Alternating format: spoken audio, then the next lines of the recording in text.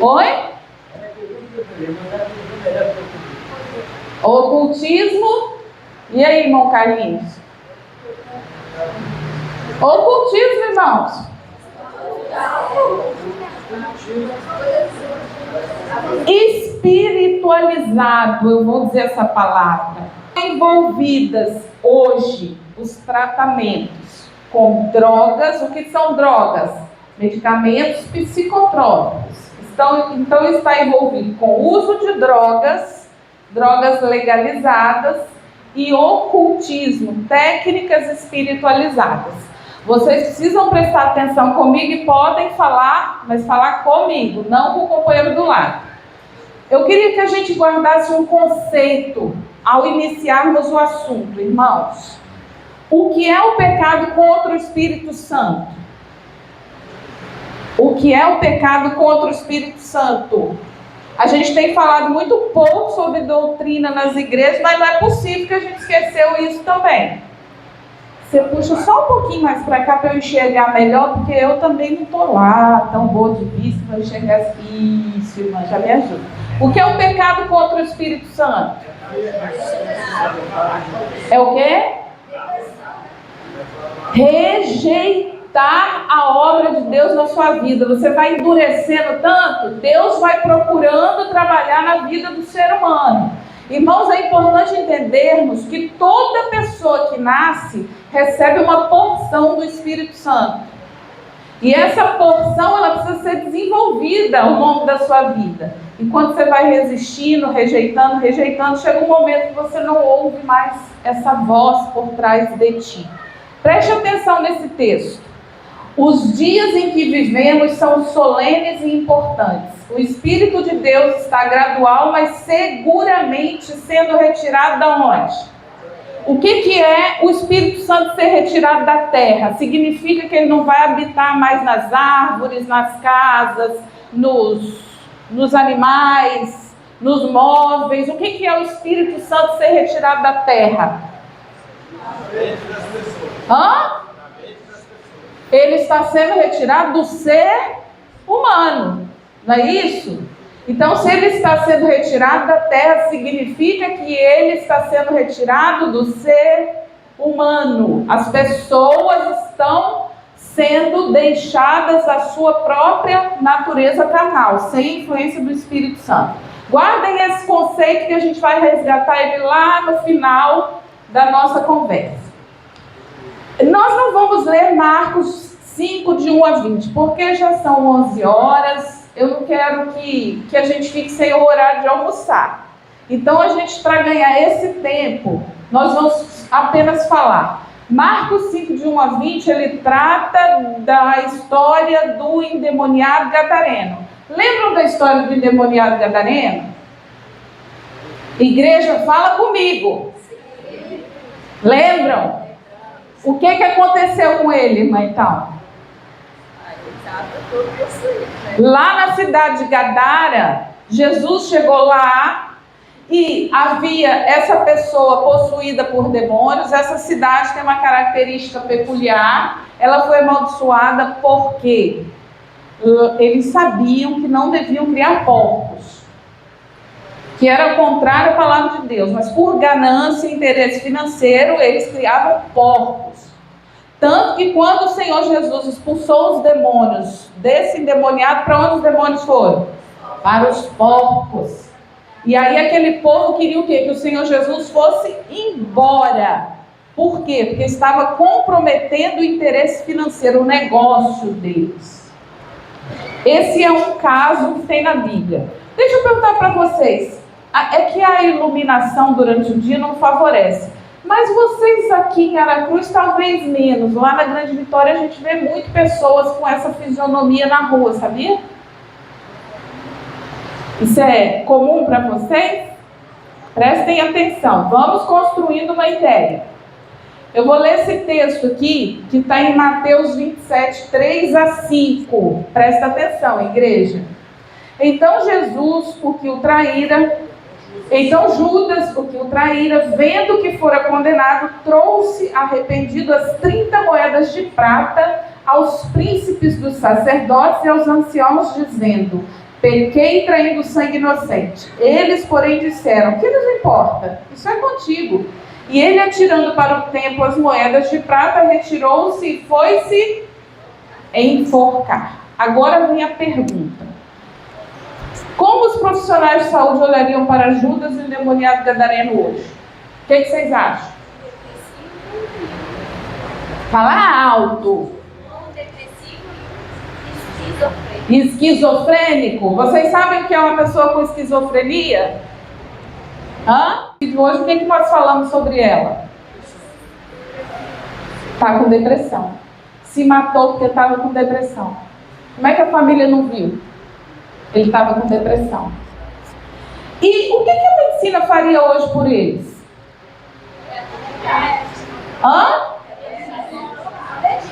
Um remedinho?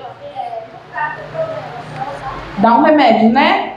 Que aí a pessoa fica calma, fica mais prostrada em casa, o esquizofrênico fica mais prostrado, o depressivo às vezes fica prostrado, às vezes ganha um ânimo, porque flua. E Elias, Jó e Davi, o que vocês acham que hoje aconteceria com Elias, Jó e Davi? Eles seriam medicados também? Acho que sim. Por que eu escolhi falar sobre esse tema com as igrejas, irmãos? Tem um livro nosso que se chama Ciência do Bom Viver. Vocês conhecem? Com certeza, né? Esse livro, ele tem texto dentro do contexto. Ele não é compilado. Ele é um livro todo original. Ele foi escrito em mais de 40 anos. Até ordenar todas as coisas e até que a autora também estivesse vivendo em harmonia com a mensagem que ela traria à igreja. Então tem todo um contexto nesse livro. Ele tem um capítulo muito especial que é a base da mensagem de hoje, que se chama a cura da mente.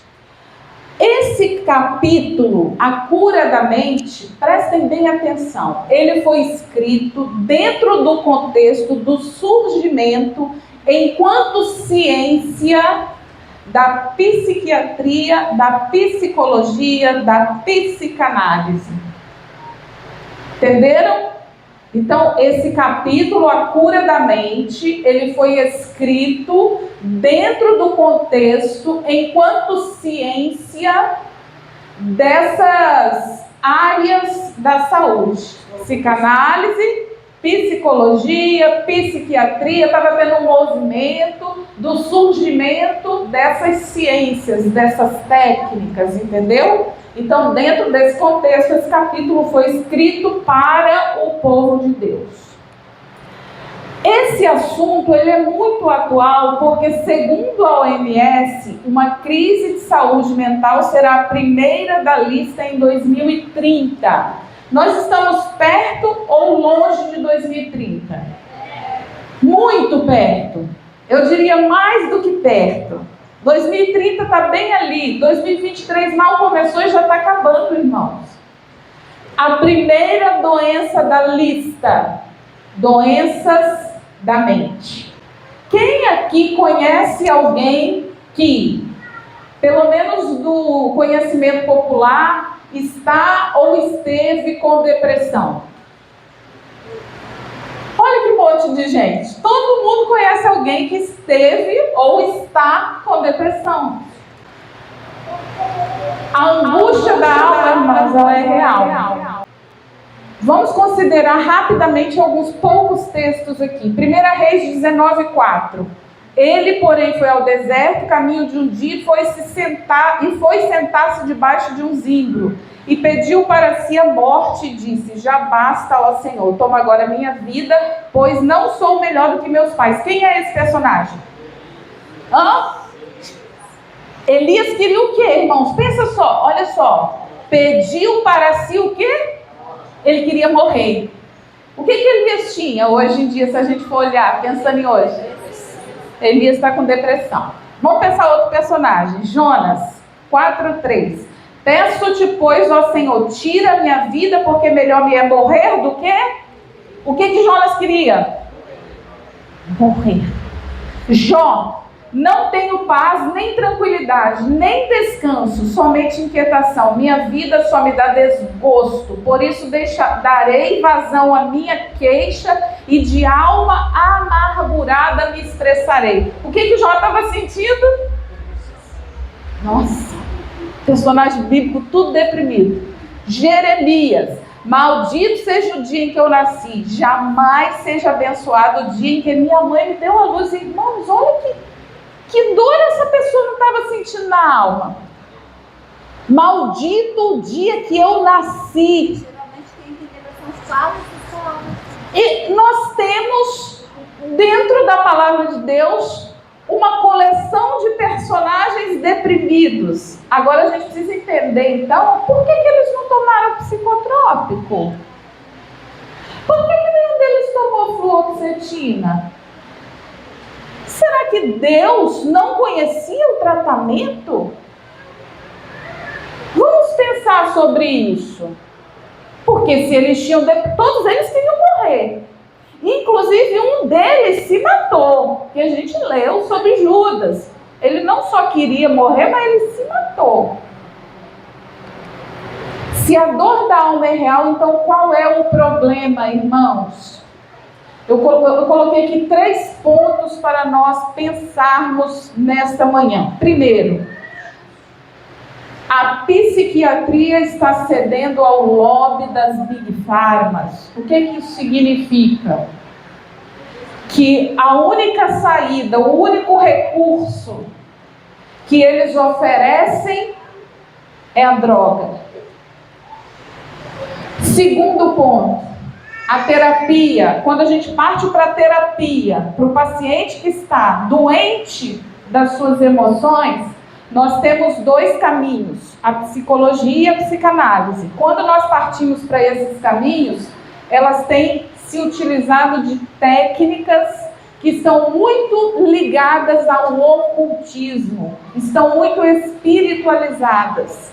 E aqui entra uma grande preocupação. E o terceiro ponto, existe uma pandemia de pessoas que não estão sabendo lidar com emoções negativas. Irmãos, as pessoas não sabem mais o que fazer para lidar com as suas emoções negativas.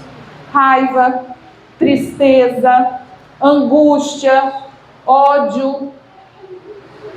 A gente vive num mundo que tem inflamado esse tipo de sentimento no ser humano e o ser humano não tem sabido o que fazer com esse sentimento.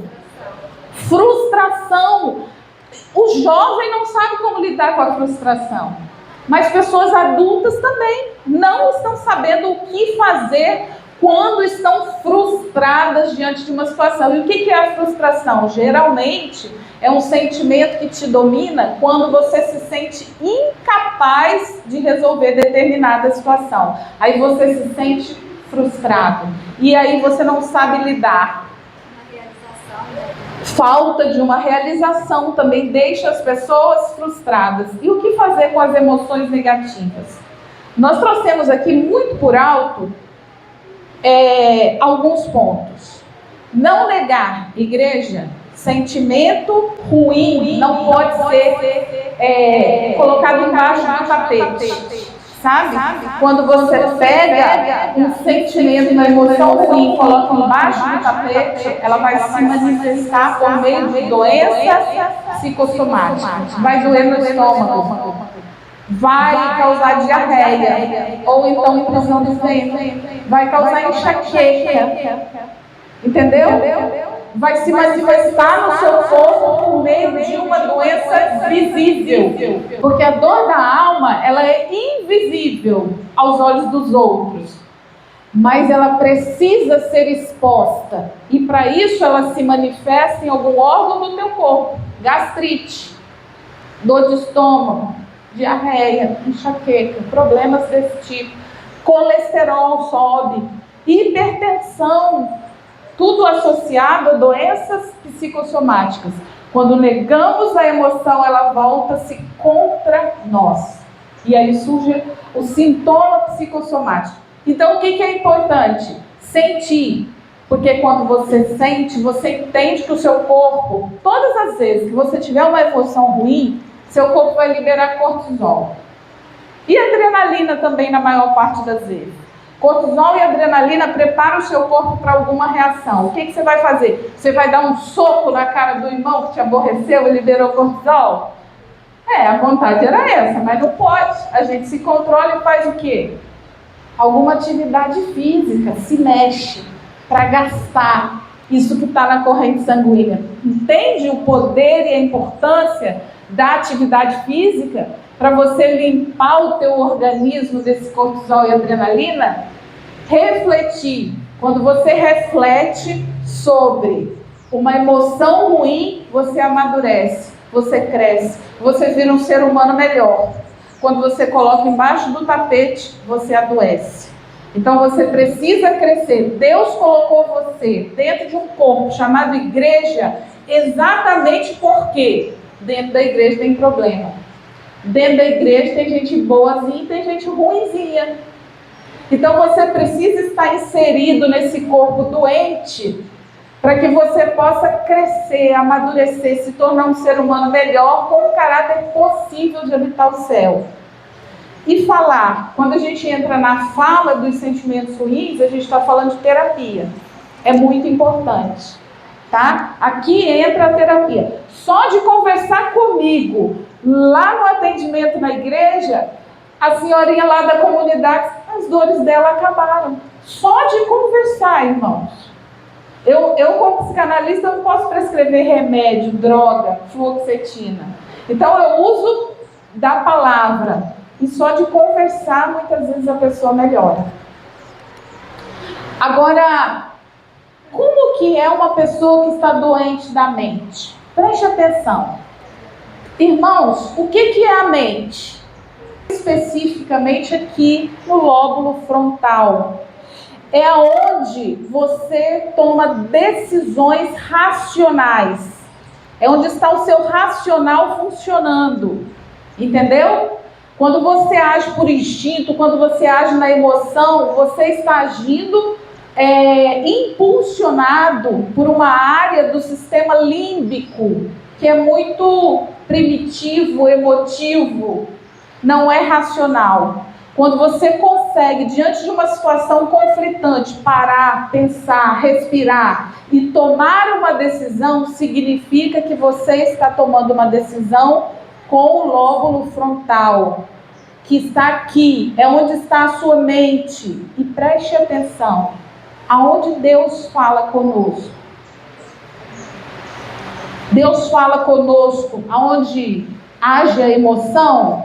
Deus fala conosco por meio de um culto racional. Ele está dizendo o quê? Por meio da parte racional. Pela tua mente, Deus fala contigo.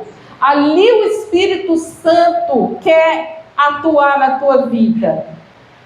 Aí quando a gente fala assim, que há uma doença na mente, como é que mede isso? Quando você vai no médico, faz um exame de sangue, você pega o resultado para você avaliar se você está com diabetes, o que ele vai olhar? Vem em jejum, nós vamos fazer um exame de sangue, vamos olhar como está a sua glicemia. Ou se tiver precisando de um exame mais detalhado, vamos fazer um exame da curva glicêmica, para a gente avaliar como é que está a liberação de insulina. Agora, como é que mede se você está doente da mente, irmãos? Pensem comigo. Como é que mede que tem um desequilíbrio químico na tua mente? O que é um desequilíbrio químico? Neurotransmissores não estão perfeitamente equilibrados como deveriam estar. Você não está com a serotonina sendo liberada da forma que deveria, dopamina. Aí eles falam assim, há um desequilíbrio químico. Aí você vai ao médico, senta lá, conversa com ele, fala um pouco da sua história, do que você está sentindo, ele te dá uma receita, você compra aquele remédio, vai para casa e pronto. Mas quem mediu o desequilíbrio químico, irmãos? O médico, de forma subjetiva, por meio do que você falou, E um pode interpretar de um jeito, o outro pode interpretar do outro, porque existe um livro que se chama DSM. Nesse livro estão catalogados centenas de sinais e sintomas que enquadram cada um de nós em um distúrbio. Entenderam? Cada um de nós se encaixa em um distúrbio de acordo com um sinal e sintoma que tem nesse livro chamado DSM.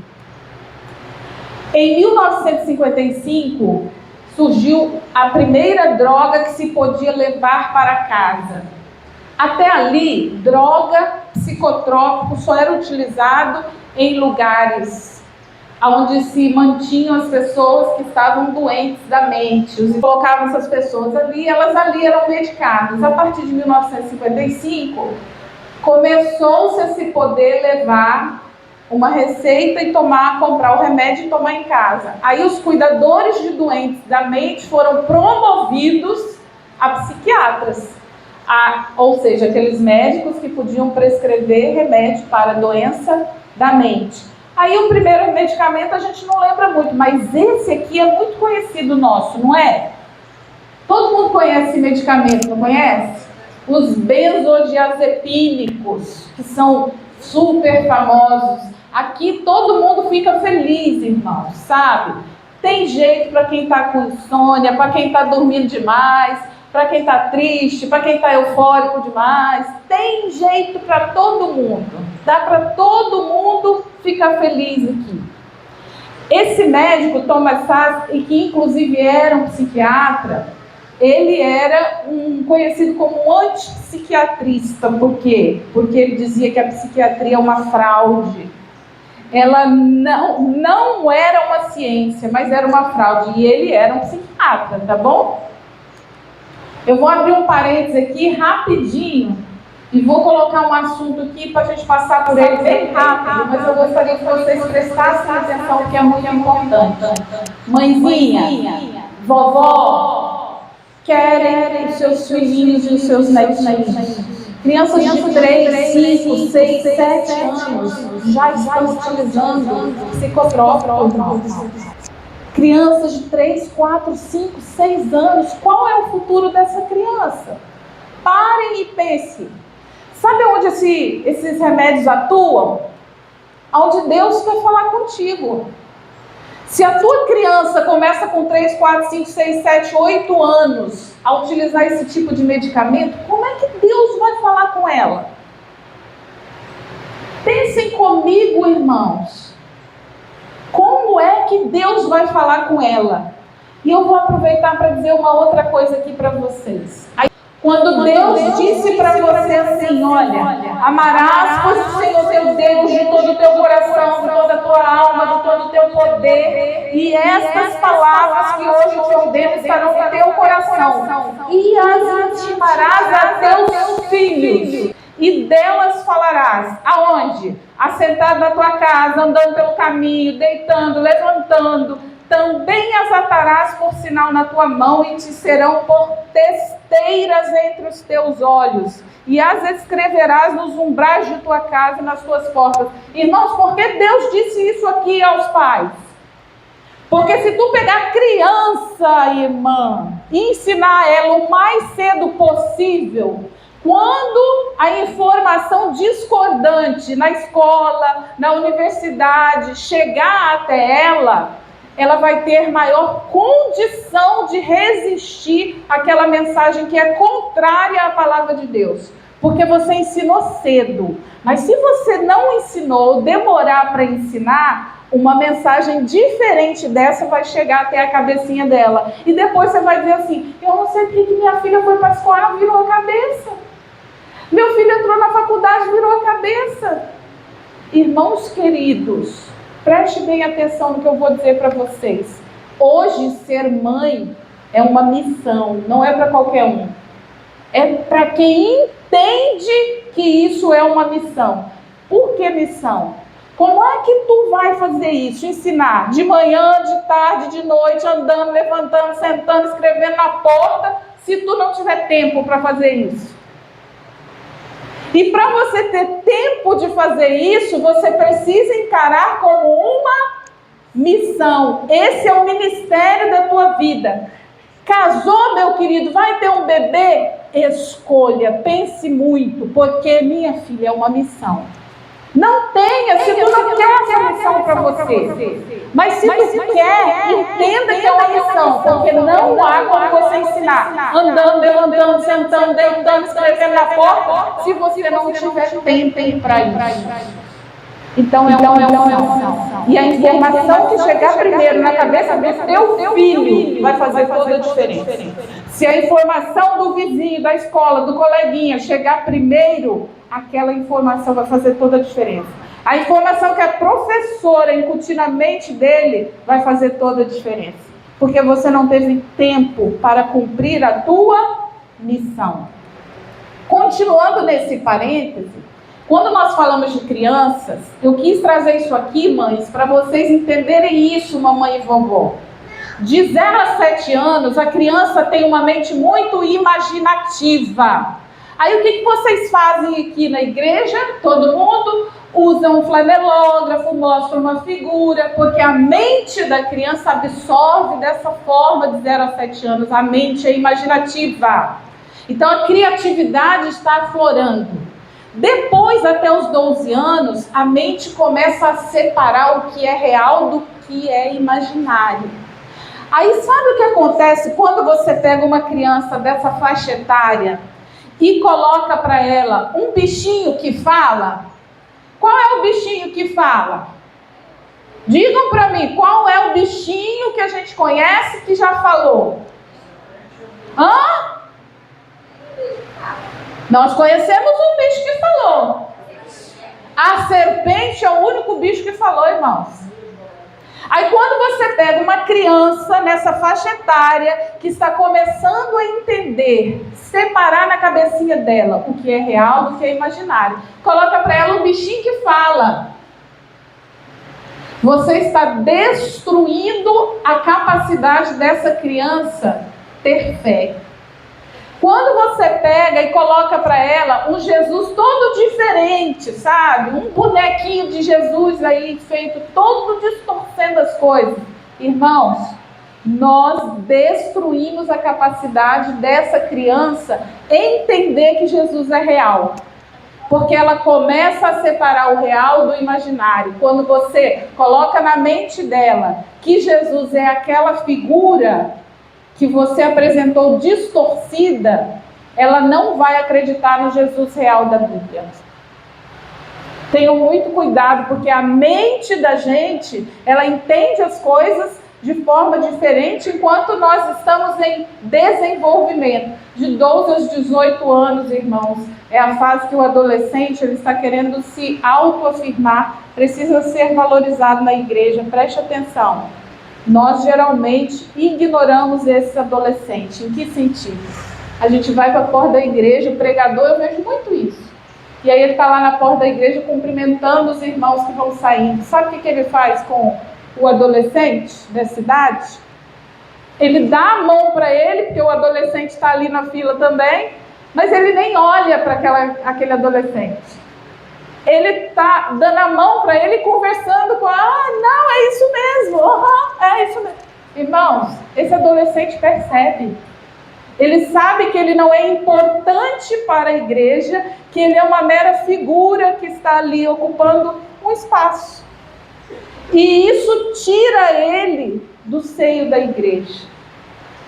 Muito mais importante do que isso é se a gente convidar um pastor para ir lá. Quantas vezes vocês já convidaram o pastor para ir lá passar lição para as crianças, para os adolescentes? Quantas vezes vocês já convidaram? Isso valoriza essa criança de 7 a 12 e de 12 a 18, que é considerada adolescência. Isso faz ele se sentir importante para a igreja. A gente precisa aprender isso, a lidar com a mente que está em formação, o que é importante para ela. A gente foca em coisas que não são importantes e esquece o que de fato vai fazer a diferença. Por isso a gente depois perde, irmãos. Eu não sabia disso, demorei muito para aprender. Voltando aqui para o nosso foco principal. A palavra de Deus fala assim: honra teu pai e tua mãe para que se prolongue os seus dias na terra que o Senhor teu Deus te dá e para que tudo te vá bem. Para que tudo te vá bem. Sabe o que a gente encontra no consultório? Todas as pessoas que estão com doenças da mente, a gente está usando essa palavra, tá? Entre aspas. Doenças da mente, doenças das suas emoções, tem e teve problemas na estrutura, na base, na família. Sempre vai estar relacionado com a família. Sempre. As emoções distorcidas hoje, na minha idade, no meu lar, elas vêm lá de trás, irmãos. Elas vêm lá de trás. Em algum momento elas vão ter que pipocar na vida da gente. Então tudo começa na família. Todas as pessoas que estão doentes da mente, com 40, com 20, com 18, com 50, com 70, elas vêm de um problema familiar. Ela vem de um lar onde pai e mãe, algum tipo de problema tinha alguma relação com algum átomo radioativo naquela família, irmãos. A gente tem que voltar e curar, olhar para essa base da história dela, que é a família. Oi? Entendeu? Então, sempre a gente vai encontrar um problema lá atrás na família. Quer ver? Vamos falar de culpa, irmãos. Quando a gente fala de doenças da mente, doenças das emoções, as pessoas tendem a pensar em culpa. Quem é o culpado? E a gente, enquanto crente, a gente não sabe lidar muito bem com essa história.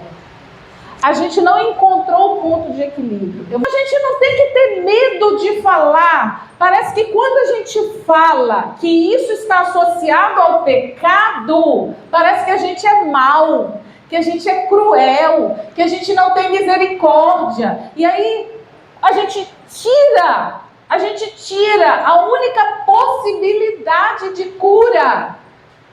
A gente está retirando, a gente não está sendo bonzinho, a gente está impedindo Deus de atuar, a gente está fechando a porta. Ele tirou a própria vida porque ele foi entrando no pecado, mergulhando no pecado, e a que está associada essa angústia tão grande que levou esse jovem a tirar a própria vida? Ele não soube lidar com o abandono. A Frustração, não soube lidar com o abandono, mas a gente precisa casar mais fundo, igreja. Casa mais fundo porque a gente tem que ir almoçar. Me acelera, me ajude. Vamos ser mais espirituais. Irmãos, o pecado. Por que Judas se matou? Por que Judas se matou, igreja? Adiantava dar fluoxetina para ele? Foi o pecado. Foi o pecado. O endemoniado de Gadara, Jesus teve misericórdia e libertou ele. Qual era o problema dele? Qual era a esquizofrenia dele? Pecado, ele estava endemoniado, era o pecado, irmãos. Qual era o problema de todo personagem que viveu angústia? De alguma forma tinha uma relação com o pecado. Ou com a falta de confiança em Deus. Elias, qual foi a depressão de Elias? Ele temeu. Falta de confiança em Deus. Ele teve medo de morrer. Então, o que a gente precisa entender neste momento é o seguinte: a igreja, muitas vezes, por não saber como lidar, ela fala assim: coitado, ele está sofrendo. Coitado, ele está sofrendo. Eu já tive depressão, irmãos. E eu fui erguida pelo braço forte do Senhor Jesus, por conta de irmãs que foram lá na minha casa, oraram, cantaram, me ajudaram, me acolheram, me abraçaram, cuidaram de mim, demonstraram amor, afeto. É importante, sim. A pessoa precisa de carinho, afeto, cuidado, sim. Mas ela precisa descobrir, entendeu? O que é que está causando isso nela? Aí eu quero dizer para vocês, quando a gente fala assim, a pessoa que está deprimida, ela tem culpa? Muitas vezes sim. Judas teve culpa? Sim, Judas teve culpa. Ele foi culpado. E de alguma forma, eu não estou dizendo que a pessoa está em pecado, mas de alguma forma o pecado está relacionado sim com aquela angústia de alma, com aquela dor, com aquela tristeza. Isso é verdade, não adianta a gente esconder isso, fingir que isso não é real. Como a gente, enquanto igreja, tem feito isso, a gente não fala, não pode falar. Esse irmão, eu disse para vocês, nós não falamos para ele isso, eu não fui dura com isso, para quê? Isso não ia ajudar nada. Se fosse antes lá, se eu tivesse ter podido ajudar antes, enquanto o filho dele estava vivo, e falar com ele, meu irmão, trabalha, vamos lutar, vamos orar pelo seu filho, libertar ele dessa condição, desse relacionamento, porque isso vai trazer para ele consequências ruins. Aí valia a pena. Mas depois que o rapaz morreu, para que eu ia falar disso com ele, irmãos? Só para trazer dor, tristeza, em cima de uma dor que já estava grande demais, de uma ferida que já estava aberta. Mas isso não pode me impedir de pregar a verdade, de falar que é o pecado que tem adoecido a humanidade. O pecado está adoecendo todos nós de alguma forma. Apocalipse 11:7. Igreja, lembram da besta que subiu do abismo? Lembram da besta que subiu do abismo? O que ela tem a ver com isso? Lembram da história? O verso bíblico fala das duas testemunhas que foram expostas em praça pública. Isso se refere ao período da Revolução. Volta com essas coisas na ponta da língua, igreja. Período da Revolução Francesa, quando eles falaram assim, olha, não queremos mais saber de Bíblia, de Deus, de religião. Nossa Deus agora é quem? A razão. Colocaram lá uma mulher em cima de um pedestal e falaram, esse é o nosso bezerro de ouro agora. Eu vou dizer para vocês, o período da Revolução Francesa passou, mas o que ele trouxe está ecoando até hoje e se levanta fortemente contra a Igreja de Deus nesse momento. O que veio com a Revolução Francesa? Marxismo, Revolução Russa, feminismo, psiquiatria, psicanálise e psicologia. Por quê? O que isso tudo tem em comum? Todos querem enterrar o nosso Deus. Irmãos, todos querem proclamar o ateísmo e enterrar o nosso Deus. E é sobre isso que nós vamos falar à tarde, qual é o mecanismo de ação. E para fechar o último slide, também não vou ler os textos bíblicos porque o tempo já deu, mas vamos brevemente recordar. Lembra da história de Simão Mago? Como que era a história de Simão Mago? Ele era membro da igreja? Simão Mago era membro da igreja? Simão Mago, vocês esqueceram a história de Simão Mago. Ele queria ser membro, mas ele tornou-se membro. Ele foi batizado. Leiam o relato bíblico. Simão Mago foi batizado na igreja. E depois de batizado, quando ele viu o Espírito Santo atuando por meio de Pedro, o olho dele cresceu, porque o problema de Simão Mago era assim, ganância. Ele gostava de arrumar um jeito de ganhar o dinheiro. Quando ele viu o Espírito Santo atuando por meio de Pedro, ele falou assim, Pedro, vem cá, me dá um pouco desse negócio aí, onde que eu consigo? E para que ele queria isso? Porque ele queria ser cheio do Espírito? Ele queria ganhar dinheiro com o poder do Espírito Santo. Olha que coisa terrível. Irmãos, nós vamos falar do Simão Mago depois do almoço. Porque Simão Mago, ele é o coach da Igreja de Deus hoje. Se lembrem disso, Simão Mago era membro batizado da Igreja de Deus. Nós vamos falar sobre Simão Mago, o coach da Igreja de Deus hoje, E o que isso tem a ver com todo esse contexto das doenças emocionais que estão sendo curadas pelos coaches também, que travam e destravam vidas por aí, né? Que libertam, que prosperam, que fazem coisas maravilhosas acontecer na vida do crente enganado e iludido. A gente vai juntar tudo isso aqui para deixar como uma introdução para a parte da tarde, porque o nosso tempo foi